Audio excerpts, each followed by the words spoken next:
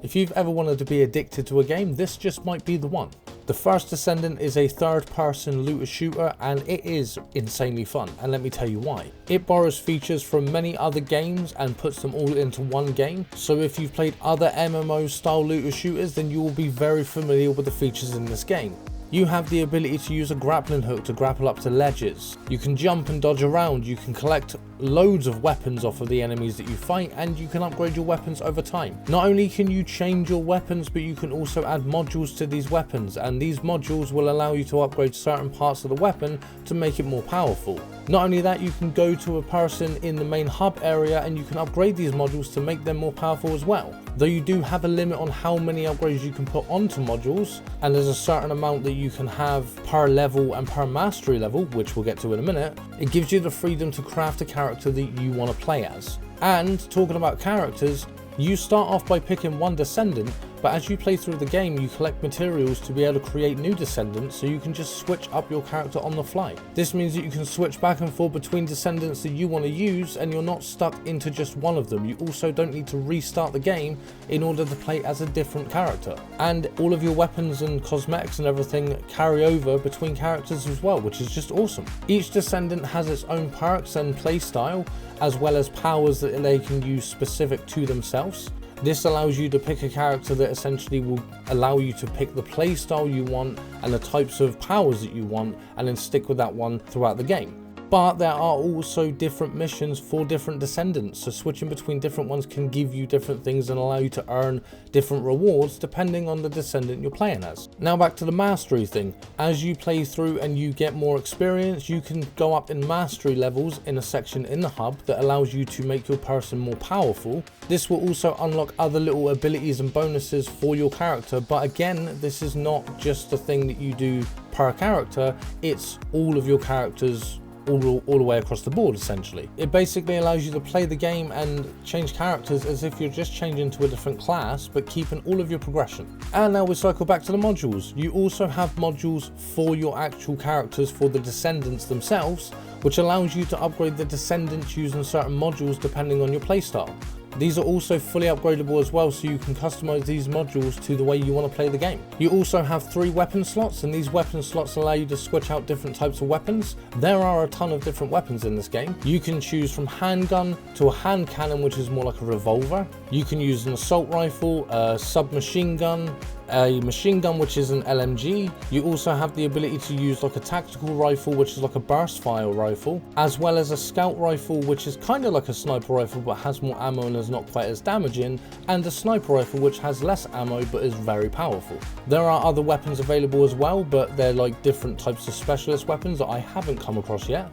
But this allows you to play in your own playstyle. Like if you decide that you want to have a pistol and a machine gun and a shotgun, then you can do that. And the way that it works is when you upgrade modules on a certain type of weapon, then those modules stay on all weapons of that type, so you don't have to keep unequipping them and re-equipping them to new weapons. This means pretty much all of a certain type of machine gun that you get will have the same modules on, even if you switch out for a better version of that same weapon. This makes it much more streamlined when it comes to not having to micromanage everything you do. There are other things like instances and boss battles that you can join other players on in order to get special materials to make certain things and craft things. There is a research area that's available to research different characters and different types of weapons, and you will need to do these instances in order to get these materials to make these things. You can deploy out on missions on certain areas of the planet, and you can do all of these smaller missions like that. They're very relatively short missions as opposed to like dungeon style ones that are towards the end of each mission set. These end of mission ones are more like instances that you go into it and you can join other players, or you can do it solo if you want to. And also when it comes to missions that are just around on the planet, if you see another player fighting against some enemies and you start shooting those enemies, you will automatically join their party and join in on their mission. This will give you the ability to streamline getting through missions very quickly. If you see someone's at the end of a mission, you can join them towards the end of it and still get the completion for that mission. Or you can choose to start from scratch at one of the mission start points, and other people can join you as well. The best part about this is that when you've got through that mission and it's finished, you automatically disband the party, so you're not stuck in a party with a complete stranger. It's just temporarily when you're doing that mission. Obviously you have the ability to join parties with friends and everything as well, so it's completely up to you how you play the game, and you can choose to go more solo style if you want to, but generally speaking when you're playing publicly, other people can just join in and help you out.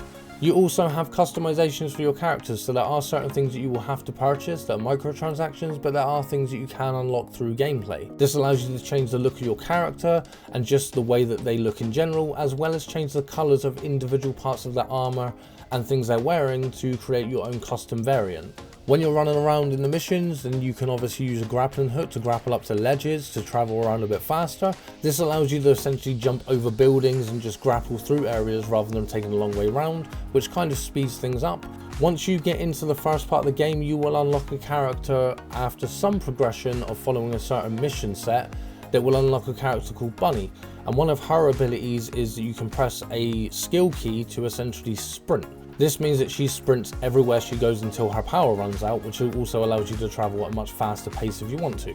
Bunny also has the ability to do certain missions that the main Descendants can't do, which I'm not going to go into detail about, you'll find out when you play the game obviously. Overall, the freedom that's in this game when it comes to customizing your character, customizing the way that you play, upgrading your modules, changing your weapon style, depending on how you want to play, really gives you the ability to just generally enjoy the game at your own pace the way you want to. And with the progression that's involved, obviously it means that you can change up characters all the time and change the different types of Descendants, which allows you to kind of play differently and change your playstyle as and when you want to, rather than having to restart from level 1 character. Which for me makes this game stand out above the rest, because you don't have to just keep restarting, which makes it kind of more streamlined to kind of try out different characters without having to commit to one specific character long term. There's nothing worse than playing through a game, getting through 20 levels into it and finding actually I don't like this character, starting off with a new one and then finding, oh actually this is my type of character, I just wasted so many hours leveling up a character that I don't want to play as anymore. Which I have done way too many times in way too many games. And I'm sure you probably have too. I actually waited a couple of days before I started playing this game. I wasn't sure about it, then I got onto it and then I got addicted and I haven't been able to get off of the game. And that's kind of a problem for me because I have to play other games because I'm a game reviewer.